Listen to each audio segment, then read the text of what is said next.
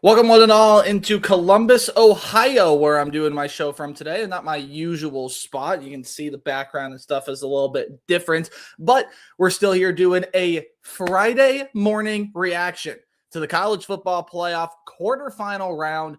And wow, was there a lot to take away from what we saw over the New Year holiday. Happy New Year to everybody. I hope everybody had a fantastic New Year. I hope everybody's New Year's gotten off to a great start. Maybe not so much if you're a fan of one of the four losing teams, as I was. However, hope your New Year still got off to a fantastic start. We're going to break down everything you saw in the quarterfinal round, and we're also going to talk a little bit about the first round bye, because I think a conversation is warranted, but you might be interested in what I have to say regarding that situation. So wherever you may be watching, thank you so much for tuning in. Allow me to introduce myself. My name is Nate Bope, otherwise known as Tailgate Nate.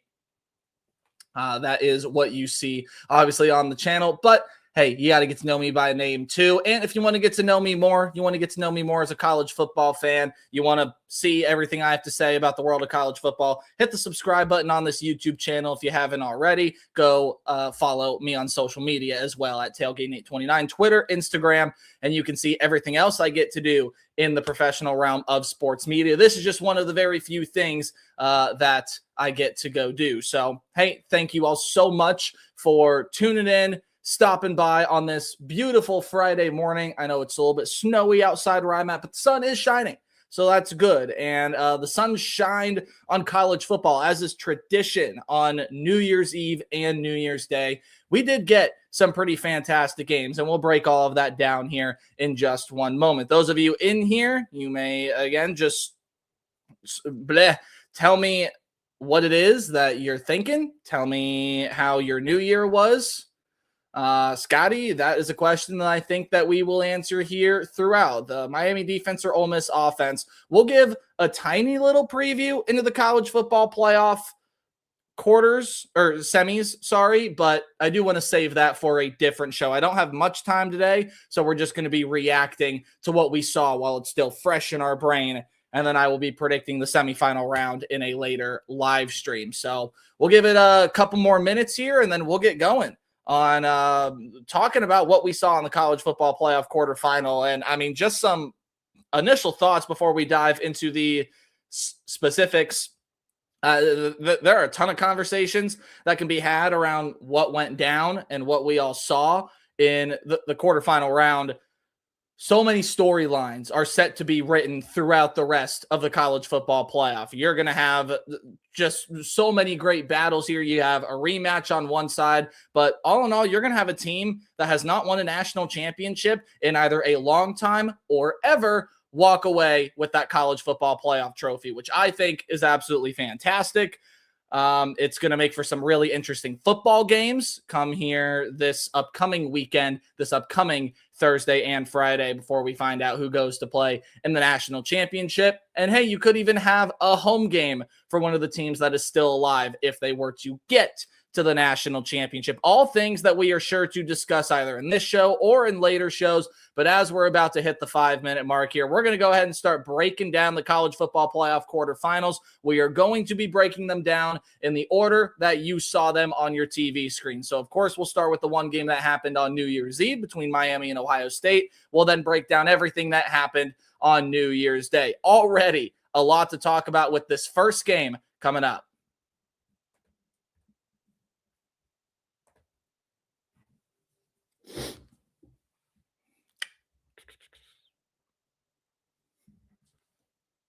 Physical domination.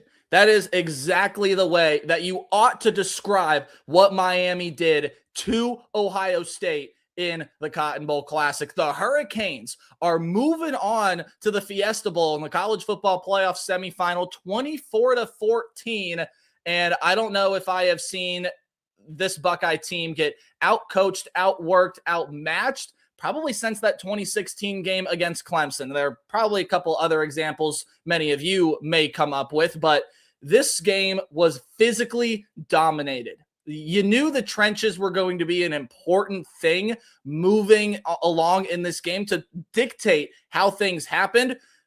what I expected was Miami's defensive front to be a problem, and that it was. We'll talk about how much of a problem in a second, but what I didn't expect was exactly how much it would frazzle this Ohio State offense and sophomore quarterback Julian Sayin. Night and day difference. When Ohio State's offensive line was getting pressure, or I should say was giving protection, versus when it was getting pressure. When it was protecting Julian Sayin, he was great. He made some throws, had some moments. The Buckeyes were right back in this game, and I'll talk about it throughout this live stream and in other clips that you can find on YouTube. The pendulum swung, right? So first half, bam, all Miami. They came out and they swung the sledgehammer. They threw the hammer down, and they were the most physically dominant team you probably saw in that quarterfinal round. That's going to pay a lot of dividends moving forward. We always start with winners here, as we're going to moving forward. So let's start with the winner in the Miami Hurricanes. Head coach Mario Cristobal does not like to talk about how to bring the U back. It's how the U is here. Well, he's brought this new version of Miami to the forefront. And I say new version because, as other people have talked about, if you go back, you build the team how it was in the past. This Miami team is different. The process of which Mario Cristobal has built this program and battled through some really tough moments over the past couple of seasons has been fantastic. And Miami is deserving of this semifinal spot. The way that this program, they were deserving of that final spot to get into the college football playoff, by the way. And they absolutely showed why here. This team can probably physically dominate many others out there, if not everybody else out there, with the exception of a fair few. This is a Hurricane team that was just dominant in every sense of the word. And that first half was brilliant. It was brilliant. They did everything they needed to do. Even Keontae Scott just making a high IQ football play, and a play that we will also be breaking down here later. But how much of a problem was Miami's defensive front? Well, they were 5 sacks and 7 tackles for loss, worthy of problems. And probably a whole lot more so than that. They affected Julian Sayin in a ton of different ways, and you just saw the experience of this defensive front affect a really young quarterback. Akeem Mesidor got 2 sacks. Ruben Bain got his. You even saw guys like Marquise Lightfoot. He got a sack, and then Wesley Besaint, he was able to get into the backfield, get a sack there as well. Obviously, the Keontae Scott pick 6. It is invaluable that Miami has him back. You saw the dividends in the Texas A&M game, and he obviously paid his dues with 6 points here in this contest. So most points allowed by this Ohio State defense all season, and you saw the experience factor of Carson Beck. Now, the unsung hero in this game is going to be third downs. The Miami defensive front's obviously the hero. They provided the most pressure. They provided, I believe, the biggest impact on the game to maybe what any other position grouping as a whole did throughout the quarterfinal round. The Miami defensive front, linebacking room, Miami defense as a whole was simply sensational. Buckeyes were able to find their rhythm, but Miami was sensational. But third downs, to me, are going to be the thing that get overlooked in this game. And the reason being is the Buckeye defense just never set themselves up in a good third and long standpoint throughout this game. And the one time they did, well, Carson Beck's legs became a factor, another big X factor in this game for the Hurricanes. See how much there is to talk about and break down with this one. Miami just did so many things so well, from the pass rush to Carson Beck's experience. He did not have a ton of passing yards, only 138 passing yards, to which I didn't think that him having a stat line like he did, 19 of 26, 138 yards and 1 touchdown,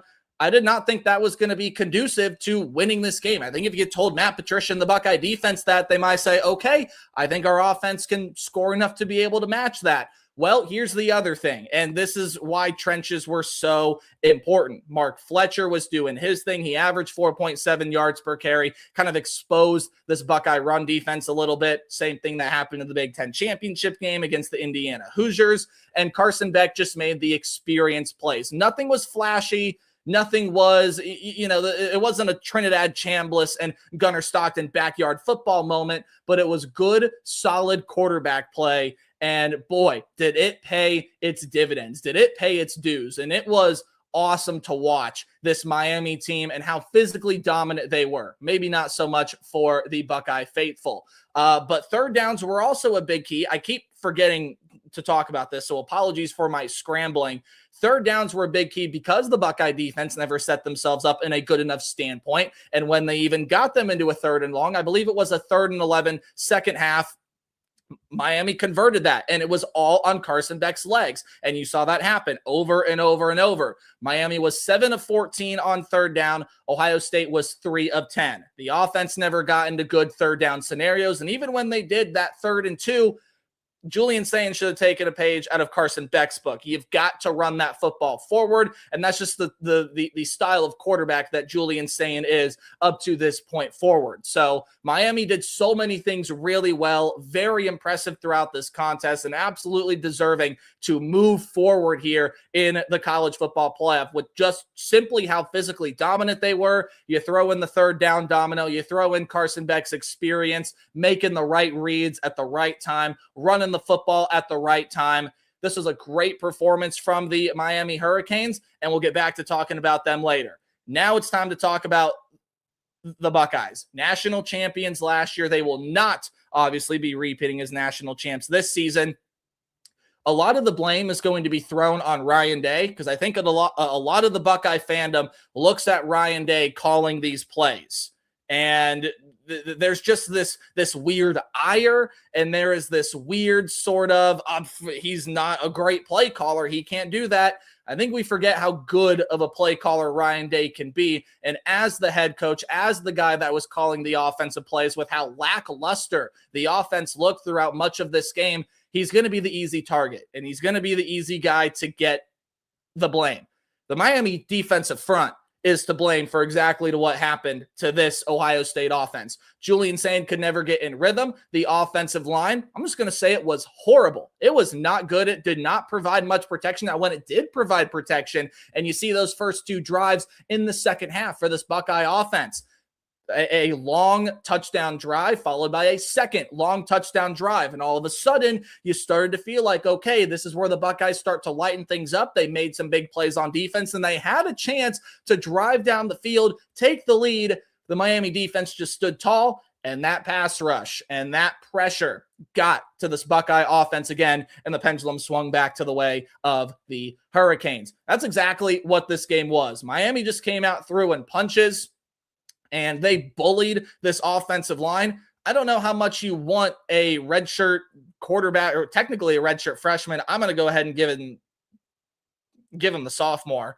But this quite simply was a team just flexing their muscle. And I think showing us early on in the season, Miami showed us what they can be. And a lot of teams were comparing them to this very Ohio State team they just beat and saying, hey, Miami's the number 1 team in the country. Then they lose to Louisville. They lose to SMU. Everybody thinks the season is over. And then Miami gets this opportunity to do exactly what they just did against the Ohio State Buckeyes. And I think prove everybody's mantra wrong about both of these teams. I don't think it's a conversation as if, oh, Ohio State wasn't that good. It's a cupcake schedule that caught up to them. I've seen all of that get floating around. None of that I buy, by the way. None of that I think is inherently true, because then you can point to this Miami schedule and pretty much say the exact same thing, right? And 2 of the tougher opponents they lost to this year outside of, or 2 of the toughest opponents they played this year outside of Notre Dame Fighting Irish, they got beat. So I'm not going to listen to that conversation and or compare the 2 back and forth. But Ryan Day is not to blame. Julian Sain is not to blame. And even if you are someone that wants to point the fingers and name the blame game, you can point to the offensive line. But this was a factor of Ohio State got outmatched. They were outmatched physically. And on that pick 6, that's Julian Sain's job. He needs to trust that his guys are going to do their job. And for as good as Jeremiah Smith is, you cannot miss that block. You just can't. You miss the block, and it leads to exactly what Keontae Scott did. You make the block, okay, maybe the play still gets blown up, but Ohio State was in the red zone. They were moving. They had offensive momentum, and it just got taken right away from them. And I think that was the moment when Keontae Scott reached pay dirt, and you knew it the entire way. As soon as that ball touched his hands, all right, pick 6, he's gone. No one was going to catch up to him. you had that feeling about this game. You kind of felt that the game was going to go the way that it did, and that Miami was just going to run forward here and be able to win this game. I do not think this is a conversation where the Buckeyes got to look and blow things up and make some drastic changes. Changes are going to be made, and the biggest thing that you got to watch with this Buckeye program is seeing who they hire as the offensive coordinator. They already got their wide receiver coach coming over from LSU, and that is an absolutely phenomenal hire. So now you got to look and see who they get as the offensive coordinator, which is going to be the thing that I think defines what Ohio State is going to look like moving forward. And I think is going to define what exactly this Buckeye team is set to look like next season. They're going to lose a lot of pieces defensively. They're going to lose Carnell Tate. They're going to lose CJ Donaldson, and many tight ends are getting into the portal. Same thing with some of these defensive players. But you're going to get Sayin back. You're going to get Bo Jackson back. You're going to get Jeremiah Smith back. And I think we all know where this Buckeye team is going to stand next season. They're still going to be one of the top teams in the country. They're still going to be a team that's going to be forced to be reckoned with. They play a much tougher schedule next year. They got to go to Texas, to Indiana. Oregon comes into their building, and obviously that game against Michigan at the end of the year has some bigger feel with Kyle Whittingham now being that head coach. Physical domination. We'll say it again. Miami's defensive front bullied this Buckeye offensive line. That was the biggest factor in this game among putting themselves in better situations on third downs. Mark Fletcher doing his thing. You really did not see the big play from Malachi Toney in this game. It was Carson Beck. It was Mark Fletcher, and it was this Canes defense stepping up, making the big plays, and all that's why the Hurricanes are going to go move on to the college football playoff semifinal at the Fiesta Bowl. What a game. What a win for Mario Cristobal and the U. This is a massive deal. This is fantastic news for the program, for the fan base, and for everybody involved. The way that Cristobal has built this thing and been able to resurrect this program, I say in quotes because that's going to make Mario Cristobal mad at me. This was a fantastic performance, and Miami looking forward now, getting into the bracket. The thing I overlooked, and I'm man enough to admit that I overlooked this, they are the most dangerous team in the bracket moving forward. I know there's Indiana, I know there's Oregon, but from what they were coming in, what they were perceived coming in to what they are now, they are the most dangerous team left alive, and they have every piece necessary from the way they are built inside and out to go win a national championship. They'll move on to the Fiesta Bowl and the college football playoff semifinal with a chance to go get a home game in the national championship.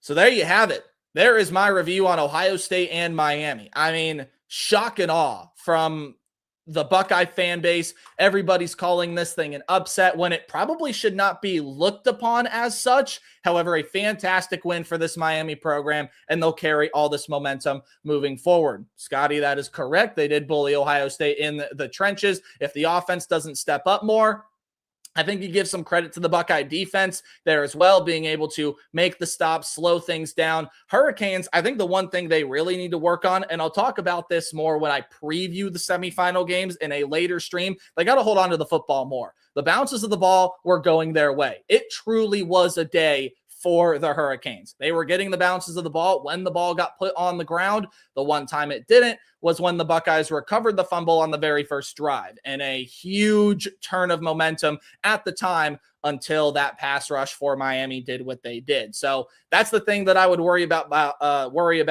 Miami moving forward, is you got to find a way to hold on to that football. And outside of that, I think Miami is very well set up to go compete with an Ole Miss team that we're going to talk about lastly here in the show. But if nobody else has any questions, we're going to move pretty swiftly here throughout these next ones. So probably going to spend about the same amount of time. That one maybe gets a little bit more because of how big it felt and how much you could talk about the game. But let's now move on. We are going to break down the second college football playoff quarterfinal and how we all opened the new year in the college football world.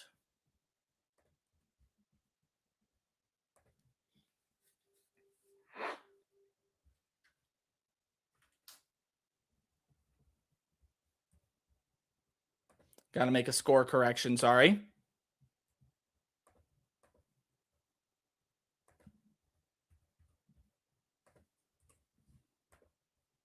There we go.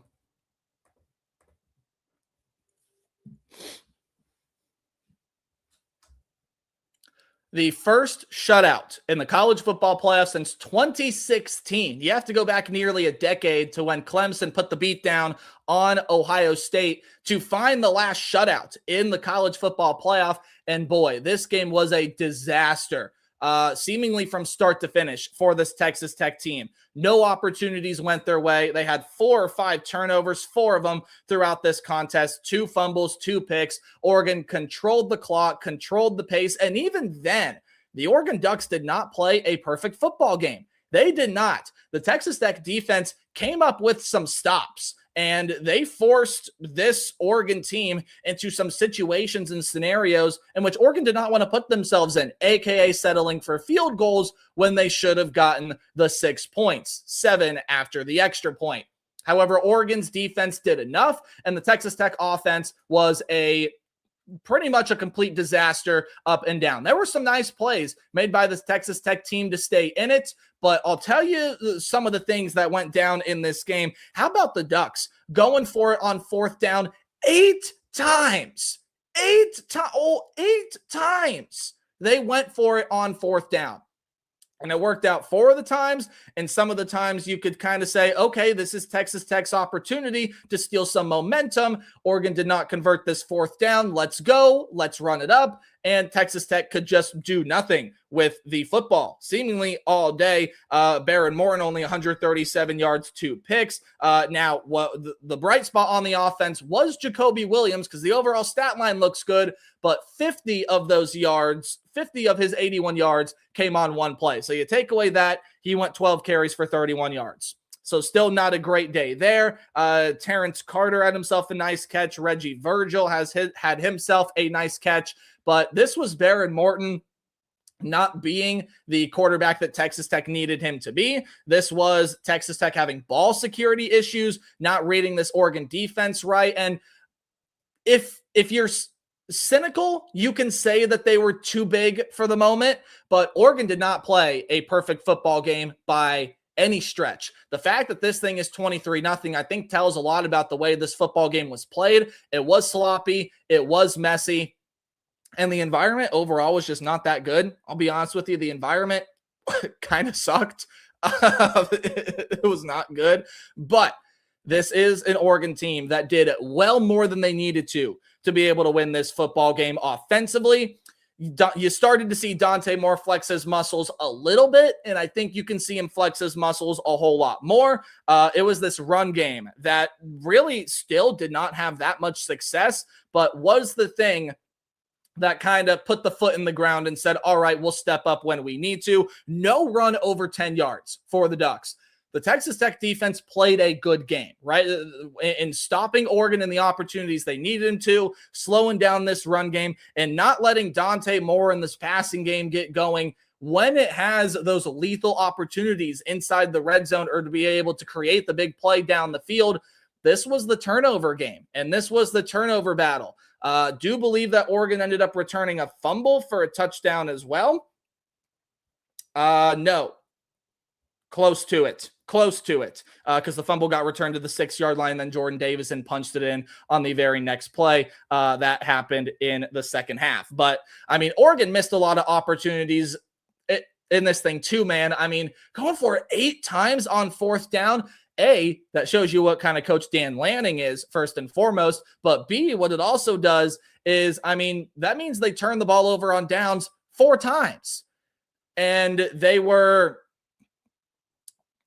not the sharpest in their the execution on some of those 4th down plays. And even then, I mean, again, you're talking about turning the ball over 4 times on downs, turning the ball over on downs 4 times, giving it right back to Texas Tech. I mean, how many points would Oregon have won by if those opportunities capitalized and those opportunities counted? This was a sloppy football game.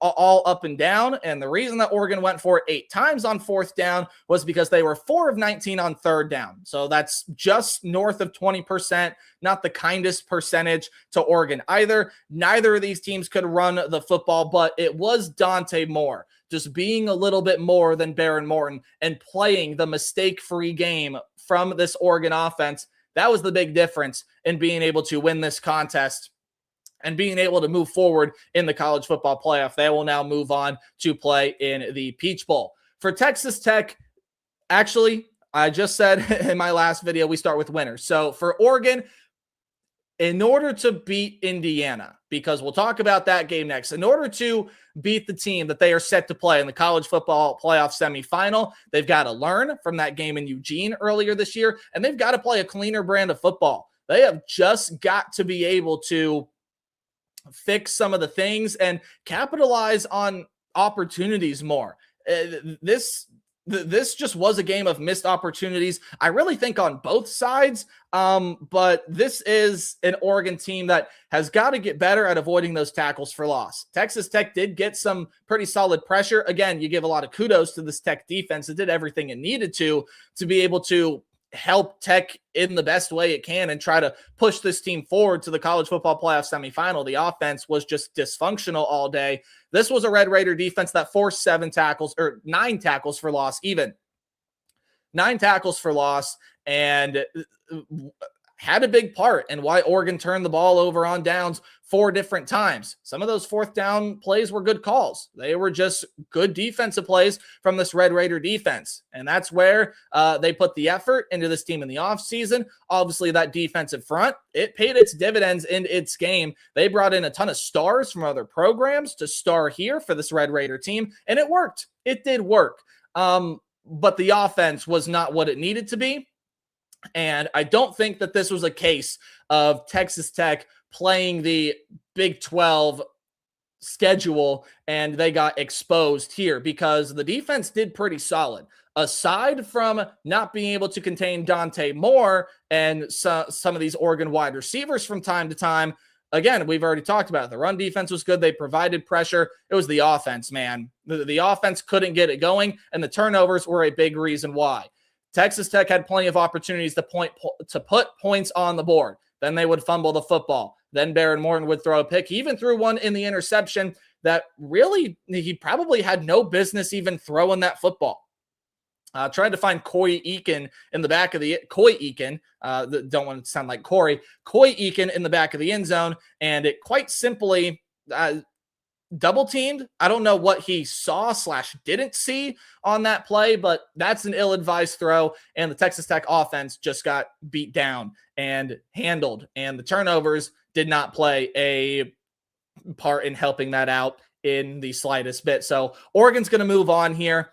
The Ducks and Dan Lanning need to be more opportunistic. Now, that's just the coach that Dan Lanning is. I don't think you can go for it on 4th down 8 times and probably get the conversion 50% of the time against the Indiana Hoosiers, but also you've just got to clean things up. You've got to be better on 3rd down. Indiana is one of the better 3rd down teams in the entire country. I think Dante Moore has got to get going a little bit more and flex his muscles a little bit more. Very well could be a conversation, and it is the conversation a lot of people are having of, hey, who's the number 1 quarterback in the NFL draft coming up? Is it Dante Moore? Is it Fernando Mendoza? I think you're going to find out your answer come, I believe, January 9th is when that game is going to get played at the Peach Bowl. So Oregon moves on, another Big Ten team, or I'd say the first Big Ten team we're talking about in the college football playoff semifinal. They beat Texas Tech in the first shutout in the college football playoff since 2016. And the 3rd overall, you also go back to Michigan State in 2015 against the Alabama Crimson Tide. So kudos to the Ducks and Dan Lanning. They were in this position last year and got beat down by Ohio State. So they gave Texas Tech a dose of what they faced last season. Happy for Dan Lanning and the Ducks. And for Texas Tech, final thought to wrap this thing up. Nothing to hang your head about. This was a fantastic season. You won the Big 12. You earned that first round bye. This was a really good season for Joey Maguire, and now a chance to build off of it. How do you move forward within this program, right? How do you move forward in creating the opportunities and creating exactly what we saw out of this Red Raider team this year? I think there's a lot to look forward to in Lubbock, and I think the future is bright for what this Red Raider team is capable of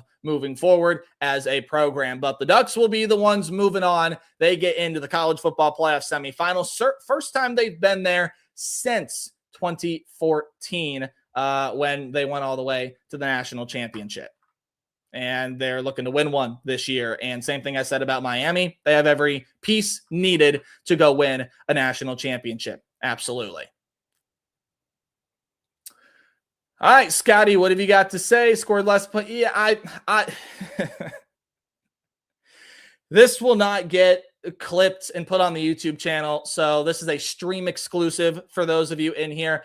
I hate the argument of, hey, look at what happened. This team scored less points than this team in a playoff game. Oh, how weird is that? I know it's something that's funny and the satirical, cynical people of the college football world can point and laugh at. Texas Tech scored fewer points in the playoff game than James Madison. You can say the same thing about Ohio State. You can say the same thing about Miami this year, so on and so forth. Oregon light up, man. You can't put that in a vacuum. So that just something that I could rant about for way too long. Baron Morton is an average quarterback. I think a little bit above. He just ended up having a day where he did not read this Oregon defense well, turning the football over, and it just happened to be a day that was the most, you can make the case for the most important game in Texas Tech football history. Again, Oregon offense does need to clean stuff up.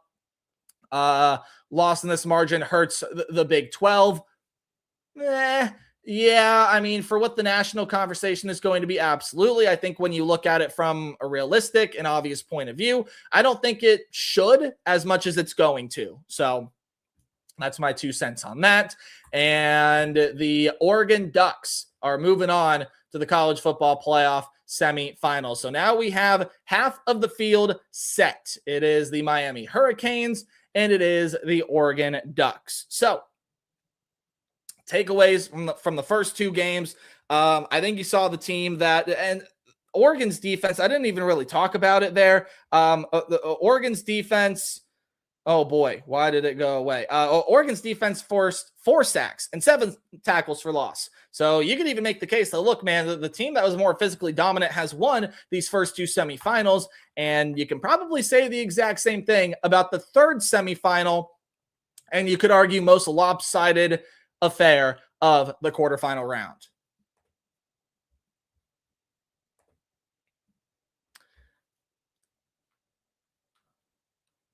Who would have thought that we would be sitting here in 2026 talking about Indiana football at the top of the college football world and not only beating the Alabama Crimson Tide in a college football playoff quarterfinal, beating them down 38-3. This game was not close. It was a dominant affair from the Indiana Hoosiers. And I think a lot of questions got answered about this Indiana program.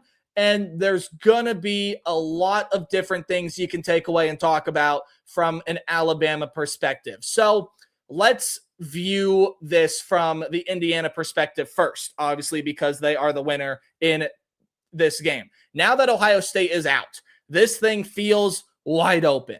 And it probably always should have felt wide open, and maybe it did to a lot of the college football public. It definitely did to me. I did not think Ohio State was the runaway favorite by any means. I still thought that they were the favorite, absolutely. But this game is going to do exactly what the Oregon game did in the regular season, and what the Ohio State game did in the Big Ten Championship, and maybe even a little bit of what the Penn State game did on the road, the Omar Cooper catch in the back of the end zone. This Indiana team is legit. It's for real. It's something that I have been saying even before the Oregon game. This team had a real shot to do some damage in the college football playoff with the way they're built, with the way that they're coached. I love the Fernando Mendoza transfer as soon as it happened, and it absolutely has paid its dividends. Obviously, not only winning a Heisman Trophy, but he may very well have answered the question of who the number 1 quarterback is in this draft class. Yeah, it might end up being number 15 that plays for this logo that sits right over here. So When you sit and you take a look at the way that Indiana was able to dominate this football game, I mean, dominate this football game. 3 sacks, 6 tackles for loss. Defensively, Fernando Mendoza was doing whatever he wanted. Kalon Black and Roman Hemby on the ground were doing whatever they wanted. And this was just a case of the much better football team winning. Indiana is the first team to earn a first-round bye in the college football playoff to be moving on to the semifinal round. A conversation we're going to have a little bit later on here, and there's going to be another clip on the YouTube channel for it. But the Hoosiers advance to the Peach Bowl. They'll get the rematch with the Oregon Ducks, a team that they went on the road and beat in Eugene. This game was so ironic in so many ways. And I'm not saying anything new here because other people have said this exact same thing.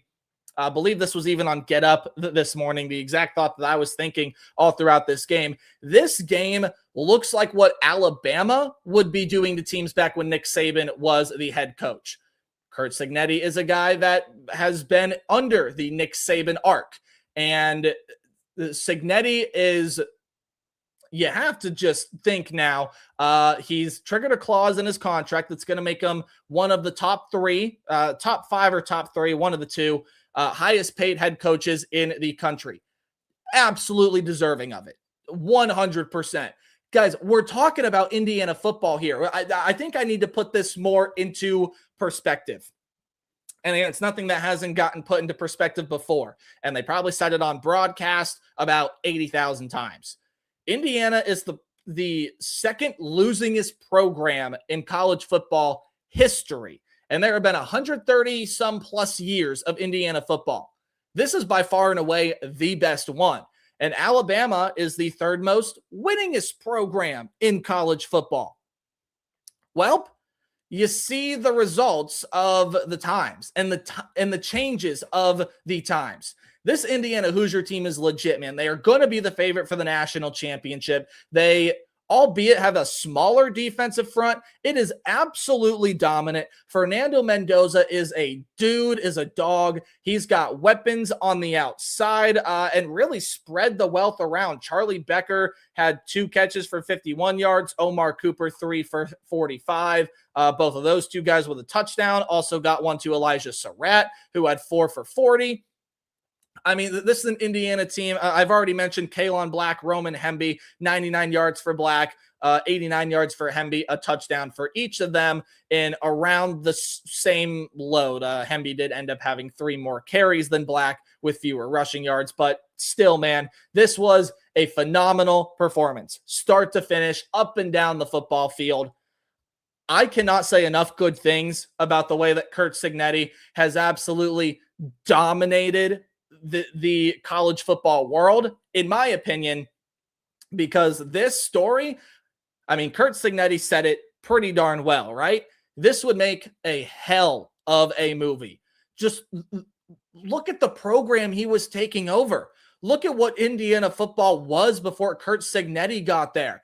Curt Cignetti got there and immediately made the paradigm shift that this university was going to take football more seriously. Boy, have they. The NIL money coming in here is probably about to double, even triple for next season. The resources that are being poured into this program, I would probably bet that they're going to announce a stadium edition here soon. And that is not me, knowing anything. That's me simply making a blind guess because more people are going to want to go watch Indiana football now. As long as Curt Cignetti is there, this Indiana football team is going to continue to win. They're going to continue to be fighters. And Cignetti is going to continue to never smile, even though he did crack one at the end there while he was on the sideline. Usually he has the just sort of smug look on his face, and I cannot do it as well as Curt Cignetti. Don't clip that, even though it is going to be clipped and put on the YouTube channel. So let's talk about this for the Alabama side, because you can't say enough good things about what Indiana has done, and any good thing that gets said about this program is warranted and is valid. And you can't overstate how important this is to the state, the program, the university, the people, the families, the fans. They just continue to make the best moment in Indiana football. They just continue to top it.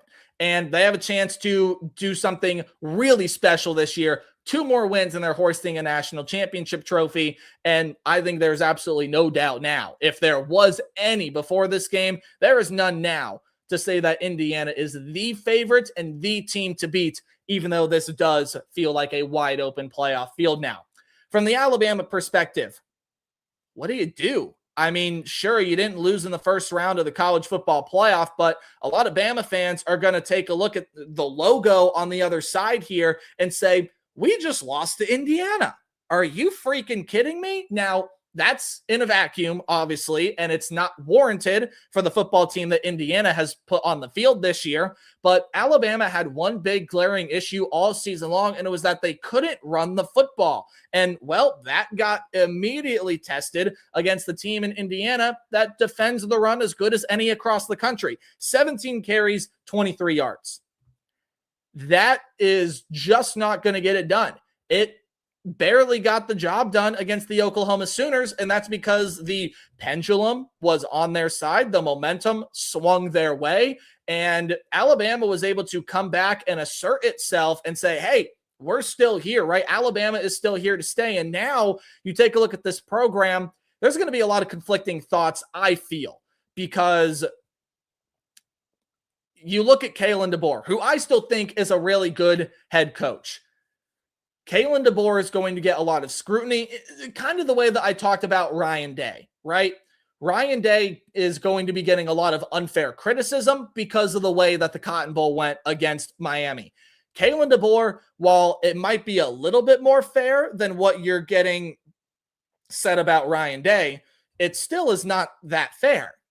And this is a team that, look, still has some good pieces in place, but they just were not the version of Alabama that we're all used to seeing. And I think we all need to take that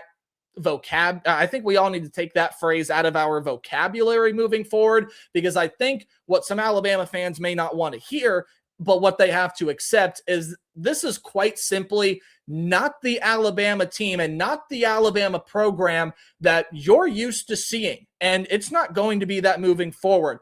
No matter who was to take over for Nick Saban, it was just not going to be as good. And that's not because Kalen DeBoer is a bad head coach. That's not because he's running a bad program. That's not because he hasn't put the right people in that building. That's because that Nick Saban's the greatest of all time and will be the greatest of all time, probably for a long time. He was special, and you just can't replace special. Kalen DeBoer is a good head coach, good to great head coach. He wins everywhere. He won at Sioux Falls. He won at Fresno State. He won at Washington. Now he's still winning at Bama, but it's not good enough. It's not to the level that Alabama wants to see it. It's not to the level of the Alabama program. Here's what does have to happen for Alabama moving forward. I don't think this is a blow up the program moment. It might be all right, let's look in the mirror. Let's say a few things that may or may not be able to be repeated on camera, and let's go. Let's move forward. Let's prepare for this next season. The run game has got to get fixed. You never saw an Alabama team without a complementary offense throughout the Nick Saban era. And that's the one thing that I think deserves fair criticism here.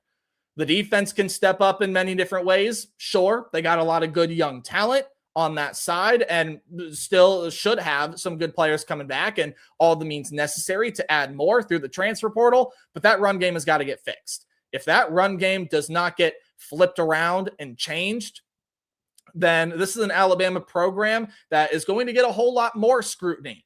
Now, what do you do with Ty Simpson? Maybe he comes back to school. Maybe he goes into the NFL draft. Austin Mack provided some good moments in this game, so maybe a good thing inherently that you saw him in this Rose Bowl. Probably not great that you saw him in this Rose Bowl because it means Ty Simpson didn't do his job, but Ty Simpson also did have an injury to which he couldn't put the zip on the football that he wanted to, so that's also part of the big reason why Austin Mack came in. All in all, yeah, there's going to be some, all right, let's look in the mirror. Let's reevaluate this from an Alabama perspective. This was a dominating effort from a really good football team. And no question in my mind that what we have seen all year, and I go back to last stream, right? Trusting your eyes. Well, now my eyes are telling me that Indiana's been a really good football team all season. They've been a really good football team since Curt Cignetti got there. And this is the team that can go win a national championship, just 2 wins away from continuing to add to the best season in program history. Hoosiers are moving on to the college football playoff semifinal. They will get a rematch with Oregon in the Peach Bowl in a game that should be really fun and exciting to watch. We'll break it down in a later live stream. Indiana beats Alabama 38-3. What a win for this program, this coaching staff, this fan base. Couldn't be happier to watch this program get it done. And it's one of the feel-good stories in sports as of late. So there you go. There is the Rose Bowl in a nutshell. There really was not too much to break down from the game because I don't know what all you want me to talk about, man. It was physical domination. It was defensive domination, offensive domination, getting out-coached, getting out-schemed, X, Y, Z, A, B, C, D, E, F, G. It was everything. Indiana out-coached, out-schemed, outran, out-passed, out-rushed, out-physicalitied. Anything that you want to say is true. Indiana was ready to play this football game, man. And I'm not saying that Alabama wasn't. And Indiana had some rust early. This game started out with 2 sacks. Indiana still was able to get the win. Scotty, what I just said is Alabama need to revamp the run game. And yes, again, same thing I said about Nick Saban. Legends never die. And they also cannot be replaced. That's the part of the phrase that a lot of people forget to say.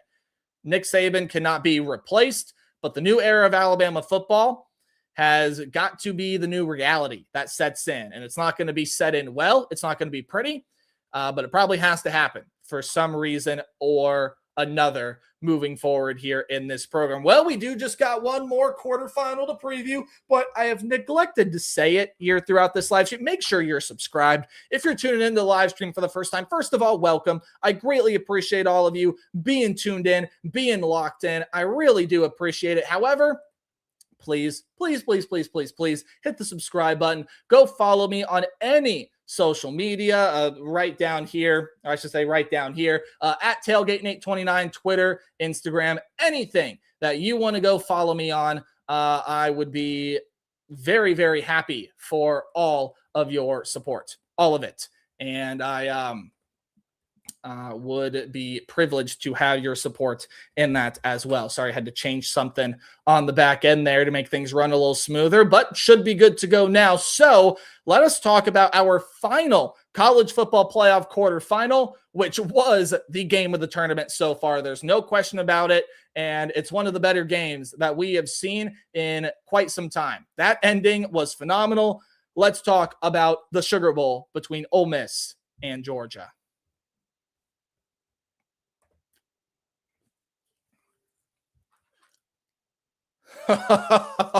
Wow. I mean, thinking back to what we all just saw last night, whoa, man. Ole Miss defeats the Georgia Bulldogs. They avenge their only regular season loss. And let's say this out loud, and let's just think about this, right?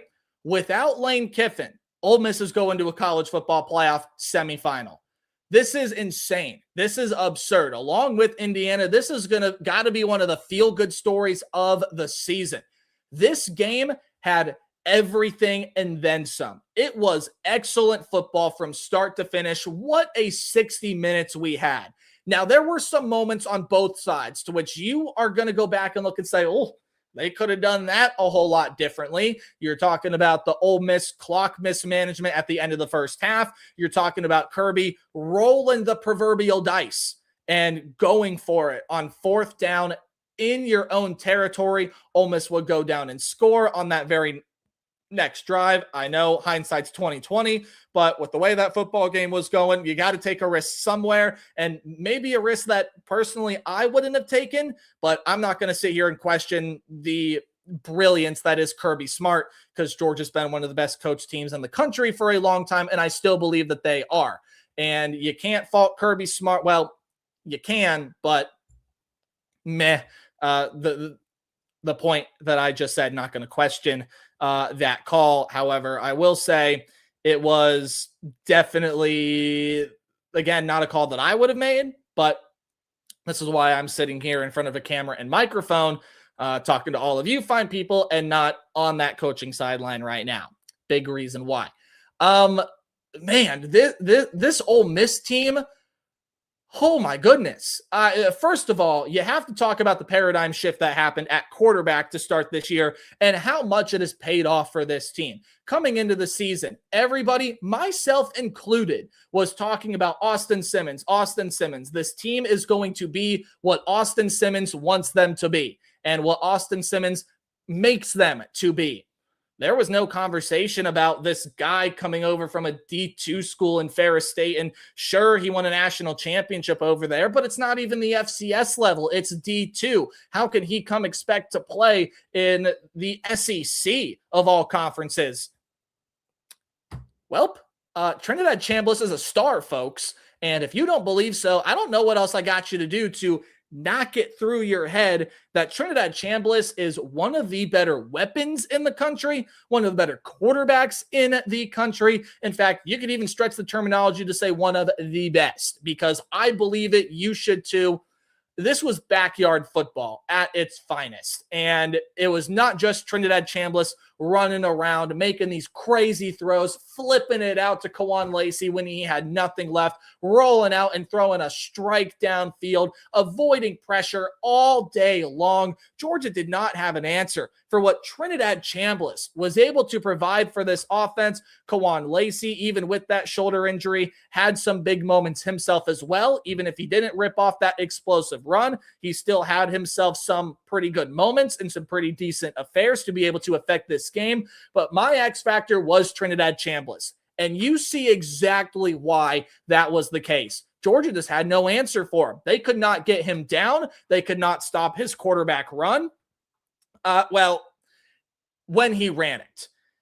And when he decided to scramble, it was the right decision. But more often than not, it was the rollout and throw on the run and just make this impossible looking pass happen. Now, Gunnar Stockton on the other sideline did the exact same thing too, but he did it a lot more with his legs and being able to escape and get free and evade some of these pass rushers. But Ole Miss and Trinidad Chambliss did a better job of it, and they capitalized on opportunities defensively. Remember back to the regular season matchup, I talked about this last stream. Georgia did not punt the football. The only times they did not score on drives were where they took a knee to the turf and ran out the clock at the end of both halves. First of all, Georgia punted in this game, so that is a big leg up for this Ole Miss team. But then what you've seen plague Georgia all year in not having the most dominant of run game. However, what I will say is Nate Frazier was a beast in this contest. Absolutely amazing performance by him. Even though the stat line's not going to jump out at you, I thought Nate Frazier had himself a hell of a day behind this Georgia offensive line. Gunnar Stockton did just about everything that was asked of him. Not as good of a performance as I think he could have had, but it's hard to talk anything negative about what Gunnar Stockton did based on the way that this game played out. He did everything that they needed besides probably getting a touchdown on that final drive, but you can't even take that risk. You have to kick the field goal at the end of that drive there, which is exactly what Georgia did. Zachariah Branch made some big plays, but it was this Ole Miss team in Trinidad Chambliss. Trinidad Chambliss. I just can't overstate how big of an impact he had on this game and how big of an impact he's going to have on games moving forward. He is the focal point of this Ole Miss offense. And if you see what he's doing now with Ole Miss, and those that may not be paying as close attention as some of us out there, where did this kid come from? A D2 Ferris State college football powerhouse, won a national championship with the Bulldogs at the D2 level, came over to the SEC, got his chance, and has shined. Absolutely shined. Last year at Ferris State, he had 26 touchdowns through the air, 25 touchdowns on the ground. 51 total touchdowns, about an even split between throwing and rushing touchdowns. And he's doing the exact same thing here. Now, while he didn't get a rushing touchdown here, he didn't have to. Kawan Lacey was able to do that. The Ole Miss offensive line did a very nice job at points of setting the edge for Lacey to be able to turn the corner and cut up field. And Trinidad Chambliss just found open receivers all night long. And the reason they even set themselves up in field goal range in the first place was because of a wide receiver getting beyond the defense. You can't let a man behind you in that scenario. The Georgia secondary's got to know that, and they did not deliver in that aspect. Harrison Wallace, 156 yards and a touchdown. The Penn State transfer has been invaluable to the offense this year. Deshaun Stribling was a focal point at Washington State. He was a focal point at Oklahoma State, and now is becoming a borderline star here with the Ole Miss Rebels. And he has been absolutely fantastic this season as well, and was fantastic in this game. This was a phenomenal performance up and down, start to finish from this Ole Miss team. It was unbelievable. And the way that this game played out, this was the biggest example ever of the pendulum swinging back and forth, because you had Ole Miss with the early momentum to start things out. They were up 12-0. Bam, Georgia came right back, made it 14-12. And you kind of saw the pendulum do a little half swing there, which pendulums don't normally do. But you saw the pendulum hang up for a little bit, thinking about, should I swing back over yet? Am I going to continue to swing up here because of the missed 2-point conversion? Normally, that just does not work well for teams. And I know Ole Miss, with their high-pace, up-tempo offense, you see Dan Lanning at Oregon do this too, and trust the analytics and go for that thing. I just don't necessarily agree with the decision to do that. However, I do believe that, obviously, while it may not have been the absolute right decision, you obviously look at the final score there and say, meh, apples to oranges. Although you can compare apples to oranges because they are both fruits. For the Georgia Bulldogs, I mean, this is nothing more to me than you look at the other sideline and tip your cap, because this was a beautifully coached game from Pete Golding. It was a beautifully coached game from Kirby Smart. Just a few things here and there, really on both ends. It more so plagued Georgia, and mainly that fourth down call with about 9 minutes to go, I believe it was. Probably a little bit later than that, actually. But no, it was probably about then. Whenever it happened, that fourth down call in the fourth quarter probably was the thing that really swung the pendulum all the way back over here. And I mean, this game was back and forth, and it looked like, hey, Ole Miss was going to surefire win this thing. Nope, Georgia comes back and ties it, and then Ole Miss goes down, kicks the field goal. By the way, you got to give huge props to Lucas Carnero, who has been lights out and nails all season long for Ole Miss. Went 3 for 3 in this game, and when he was called upon to kick the extra points, he did exactly that. 11 of those 39 points from Ole Miss came off the foot of Carnero, who was sensational in this game and has been sensational all season long. And that's going to be a big leg up for Ole Miss moving forward here as well, when you have a kicker that you can rely on and trust. Here's the big thing, though, and the big storyline coming out of this game absolutely is the fact that Lane Kiffin was not even at this game. He was at the LSU women's basketball contest. He walked out of the tunnel with Kim Mulkey yesterday. Ole Miss fans do not want to hear that name, and I think for pretty good reason. Yes, I think you have to give some credit because Lane Kiffin set them up in this situation. He helped guide them to where they are right now. But Pete Golding is the man that you got to look at and say, thank you, Pete. He is 2-0 as the head coach, and both games have come in the college football playoff. Sensational, fantastic, absolutely outstanding 60 minutes of football. And to me, it's one of the all-time games in the college football playoff, even though that final second went on for about 20,000 hours. So I still don't understand where the rules and regulations lie with that, but the longest pitchy play that ever existed, at least that I can think of, just the longest reversal pitch play ever. So yeah, nope. Ole Miss, what a win. what a job to move on here and get in to the college football playoff semifinal round. They will go take on the Miami Hurricanes in a battle of, look, I'm really interested to see what this Ole Miss offensive line can do against that Miami defensive front. But I think if we know one thing, Trinidad Chambliss is going to be a tough guy to stop, and he's going to be the X factor moving forward for the Ole Miss Rebels. He has a down day. Who picks up the slack? Who carries it? I don't know that Ole Miss can do that. Now, there are some things for Ole Miss to clean up here. Still, obviously, they did not capitalize and end the game how they thought they were going to. They were up 34-24, and they let Georgia back into the football game, although you do never count out the dogs on the other sideline. Just a phenomenal 60 minutes of football. What a win for this Ole Miss program. And yet again, we're seeing another time where this is the best season they've ever had. One of the best seasons in program history. They get a shot now, again, 2 wins away from a national championship. They'll have to get through Miami first, but they'll move on to the college football playoff semifinal at the Fiesta Bowl. What a story and what a season it's been for the Ole Miss Rebels. Okay. There are the college football playoff quarterfinals reviewed. Excuse me. Sorry about that. Got to stretch out a little bit. Oh, I've been sitting a little too long.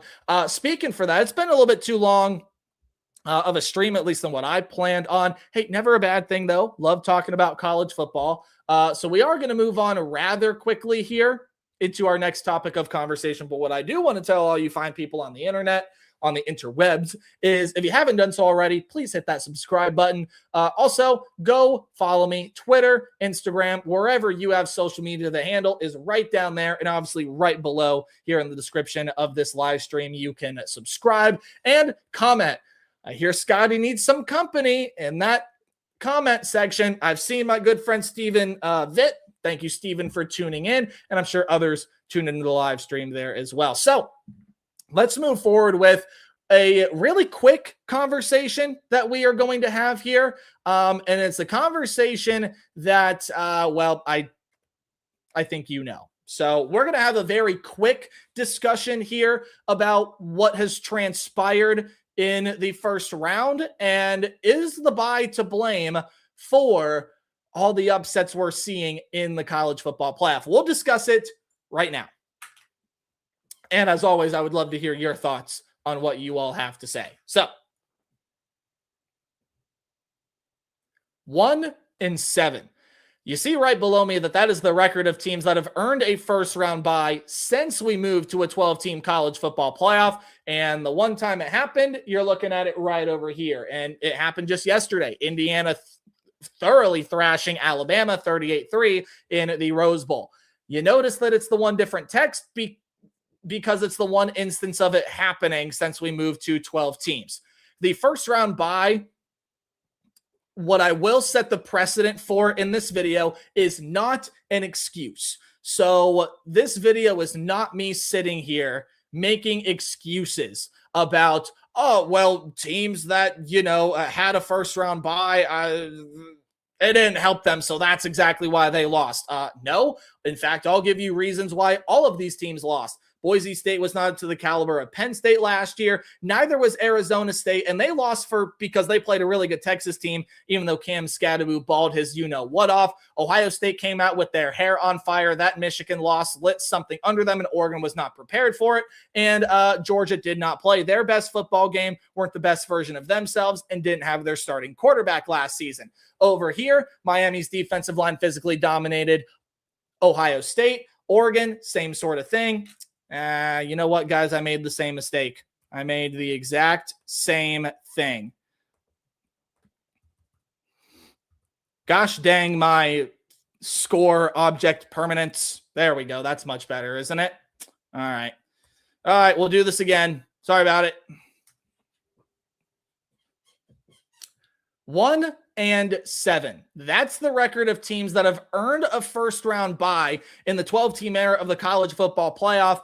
And Has the bye really been what's to blame for all these teams getting upset in the first round of the college football playoff, or I should say in the quarterfinal round of the college football playoff? Well, the one instance that it has not happened, in which the higher seeded team, the team that earned the first round bye, did advance to the semifinal, was this year. It was the Rose Bowl. Alabama simply thrashing the Indiana Hoosiers. All right, guys. Hey, third time's a charm, right? Still figuring out this live stream stuff. Oh boy. Okay. 1-7. That is the record of teams that have earned a first round bye in the 12-team era. And the only instance of a team that earned a first round bye winning a game was this year. The Indiana Hoosiers beating the Alabama Crimson Tide in the Rose Bowl, simply in thrashing matter. You take a look at the scores from the previous years, and the one text that's different is the one time that it did happen. Obviously, the lower seed is going to be on the left of the matchup with the higher seed on the right. So let's talk and let's discuss. First of all, let's answer this question right out the gate. Is the bye week to blame for college football playoff upsets? No, not inherently. I actually don't even think it is a super drastic reason, because you have to be ready to play these games. And in a lot of instances, these teams were.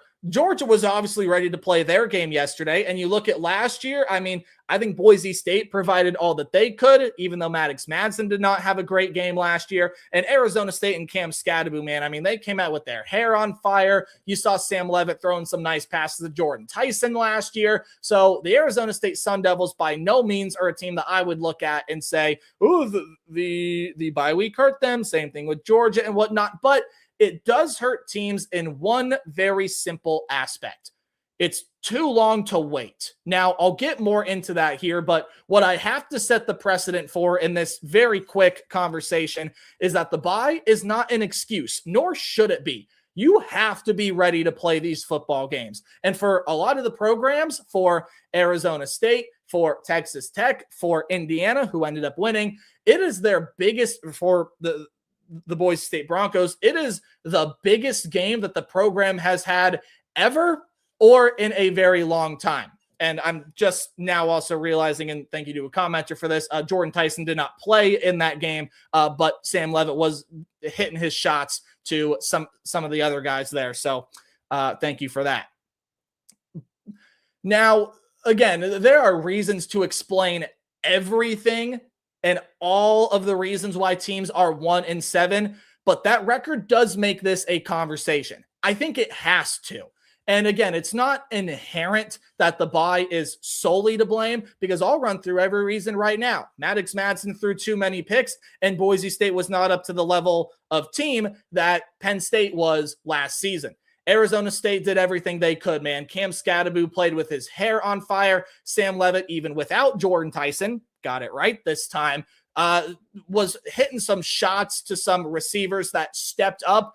Texas was the better football team. And sure, there's still some controversy from that game, but Texas was the better football team. And they went on to give Ohio State a pretty good battle. And speaking of the Buckeyes, Michigan lost, lit a fire under them last season, and Oregon could not stop a dang thing defensively there in that game. And then Notre Dame came out ready to play. Georgia's starting quarterback at the time, Carson Beck, went down with injury. That led Gunnar Stockton to come in, and you saw the inexperience play a factor there. And obviously go back and watch any of my videos and clips from the live stream recapping what happened over here. Physical domination, and tech turnovers. Obviously, the one instance I don't have to explain because it was a win. And then Ole Miss just getting the pendulum to swing when it swung and stealing the momentum when it mattered.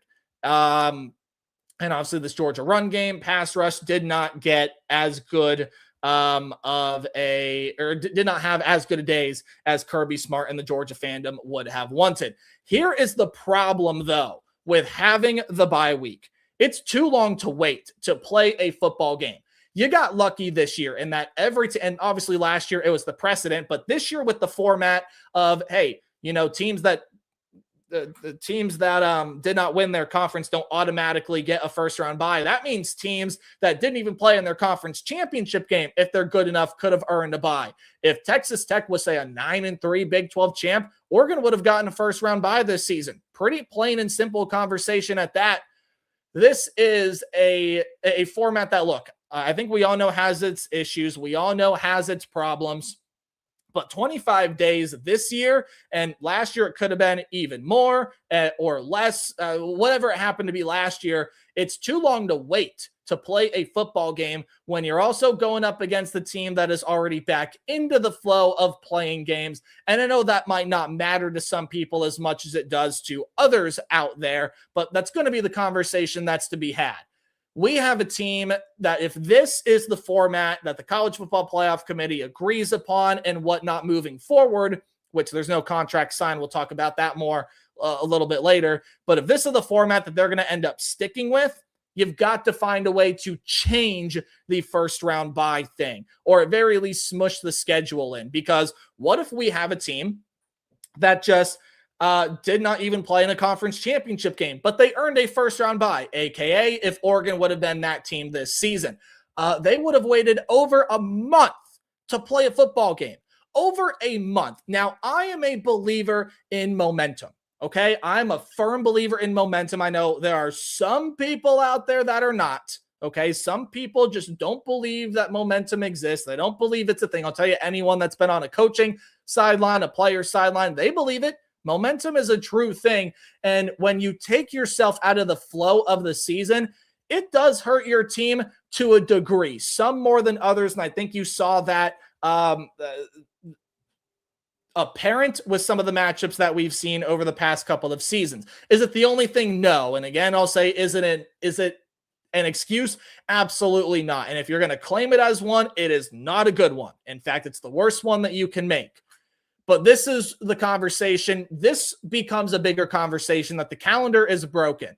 Simply put forward, here is exactly how I would do it. You want to keep a 12-team system? That's fine. Play the first round the week after conference championships. Play the quarterfinal the very next week after, or the weekend that we saw the first round take place this year. And then keep the college football playoff on New Year's Eve, New Year's Day. Just make it the semifinal games, y'all. It is as simple as that.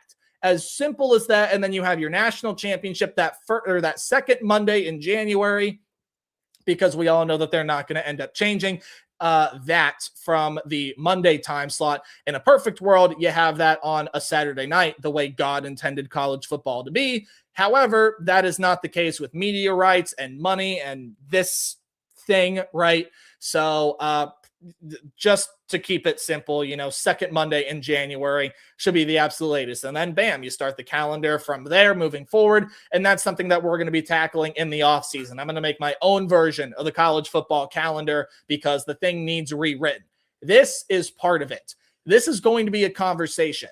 People need to realize, and maybe you already do realize, that there's still no contract signed yet for the college football playoff next year. So everyone's talking about, oh, next year this, next year that. We still don't know what the college football playoff is going to look like next season. So it's really hard to talk about, well, this team, that, the format this, the format that. We have no freaking clue what it's going to look like. It could stay the same as it is right now. What I think may be gaining steam because of this record down here, the 1-7 mark, you could probably see a lot bigger and better conversation to end up moving into a 16-team field, which I know this year would have made Vanderbilt, Texas, Utah, BYU very, very happy.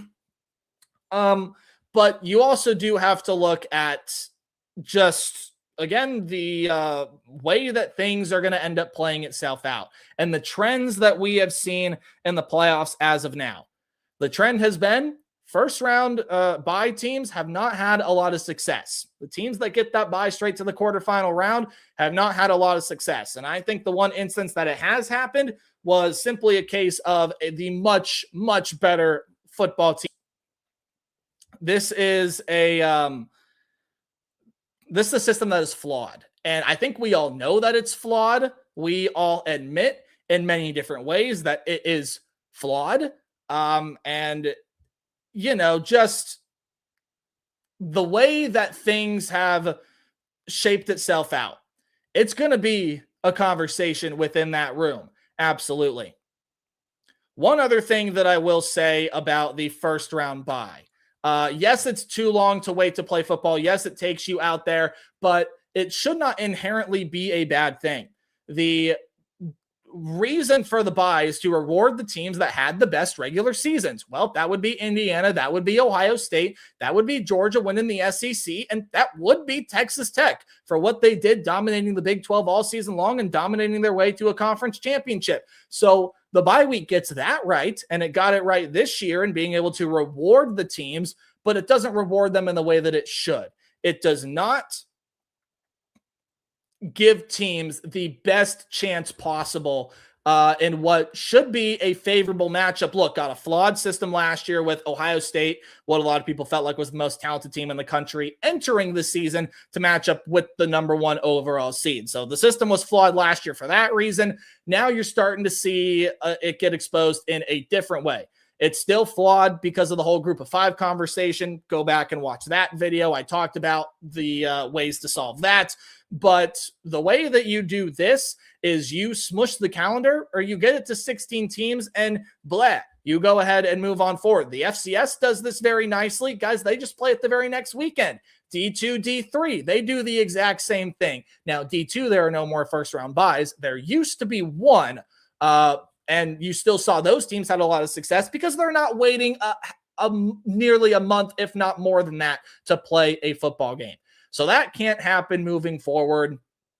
That is something that's just got to change. So I wish the College Football Playoff Committee luck and everybody that is in the decision room to make these decisions. It's going to be a tough task, and it's going to be a tough thing to talk about. And no matter what happens here, there's still going to be the thing to where, look, they're going to make a decision to make absolutely nobody happy. And we're still probably going to find ways in which the system is flawed, whether that be the way the bracket is set up, the criteria that they use, so on and so forth. But to re-answer this question, it is not an excuse, not even close, but it does play a factor into throwing a team out of the rhythm of the season, losing your momentum of football, and that should be an important thing moving forward in the conversation surrounding what playoff format we're going to move to next. There you have it. There you have it. So just my quick thoughts, and probably not that quick because I ended up rambling about it, but whatever. You guys are here for a reason anyway, right? Hey, that's the live stream today. Again, went a little bit over time than what I wanted to. So thank you all so much for tuning in.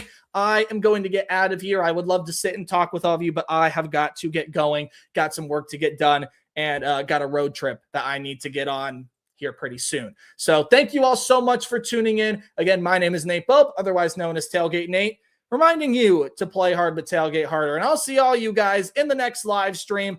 That will either be, I'm hoping, the night of January 4th, but we will see. It might end up being Sunday night. We will see. If not, we'll find a time, sit down, do the live stream. It'll be great. It'll be glorious. I will keep you all updated and in the loop. Again, play hard but tailgate harder. See y'all. Hope your new year was fantastic, and have a great day. Goodbye.